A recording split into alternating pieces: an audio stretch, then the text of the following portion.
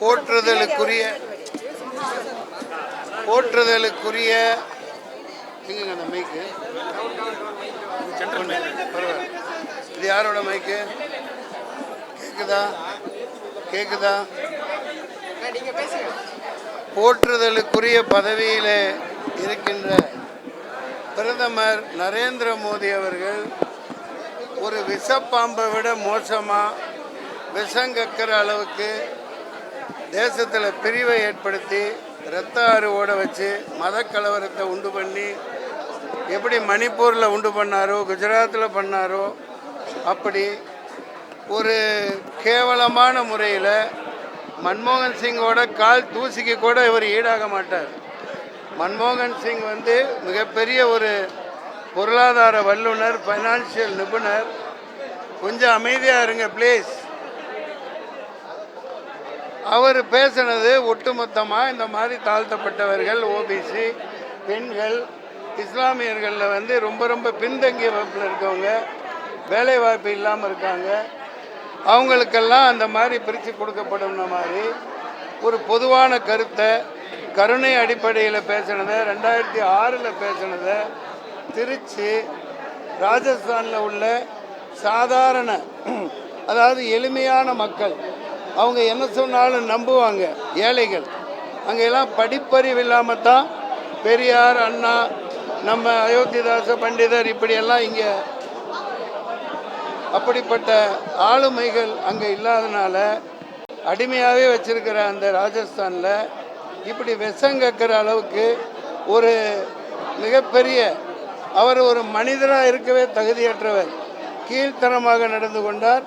தேர்தல் ஆணையம் ஆண்மை உள்ளதாக இருந்தால், பொறுப்பு உள்ளதாக இருந்தால், வெக்கம், மான, சூடு, சொரணை இருந்தால், பதவியில் அவங்களுக்கு ஒரு ஒட்டு உணர்வுன்னு இருந்தால் உடனடியாக இந்த பாரத பிரதமர் நரேந்திர மோடியை பிரிவு செக்ஷன் 123(3)A இந்திய தண்டனை சட்டம் 153A, 154B, 298, 504 மற்றும் இந்திய தண்டனை சட்டம் 505 படி அவரை கைது செய்து தீகார் ஜெயிலில் உடனடியாக அடைக்கணும்.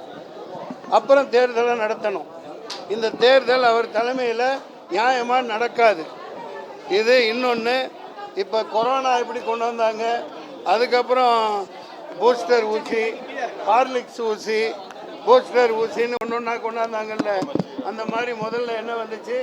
முதல்ல இவிஎம் மிஷினு, அப்புறம் விவி பேடு, அதுக்கப்புறம் இன்னொன்று என்ன, கண்ட்ரோலிங் யூனிட்டு.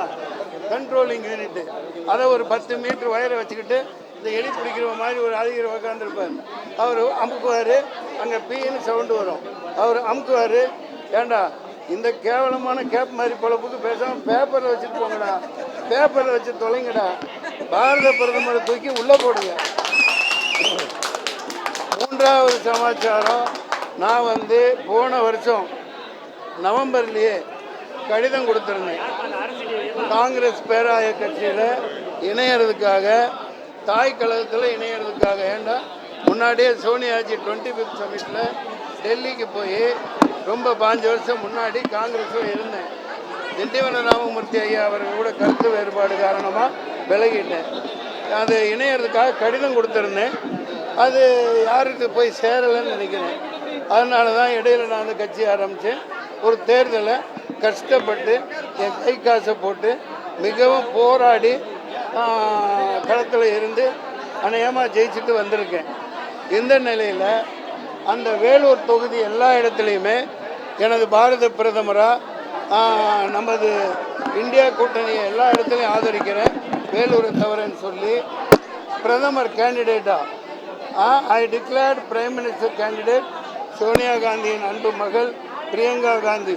அந்த பிரியங்கா காந்தி என்ற மகராசிக்கு பிரதமருக்கான முகராசி இருக்குது, அவங்க தான் பிரதமர் ஆவாங்க அல்லது ராகுல் காந்தி ஆவார்னு என்னுடைய ஆசையையும் என்னுடைய உறுதியான நிலைப்பாட்டையும் தெரியப்படுத்தியிருந்தேன்.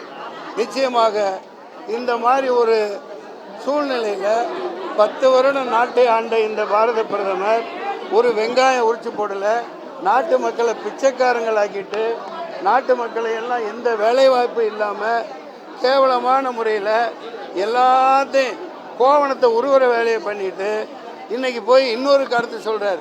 வெளிநாட்டு சதிகள், வெளிநாடுகள் கூட சேர்ந்து இவரை வந்து கொலை பண்ண பார்க்குறாங்களாமா. இந்த டைலாக் எங்கேயோ கேட்ட மாதிரி இல்லை. ஏண்டா இது வெளிநாடு, ஒரு நாடு இல்லாமல் சுற்றிட்டு வந்திருக்கிறது இவர் தான். இந்த மாதிரி எதையாவது பெணாத்தி ஒரு குழப்பத்தை உண்டு பண்ணுறாரு, கண்டிக்கத்தக்கது. முதல்ல சாதாரண குடிமகனா அவரை தூக்கி உள்ளே போடுங்க, முதல்ல அதை செய்யுங்க, இல்லாட்டி பெரிய போராட்டம் வெடிக்கும். நன்றி, வணக்கம்.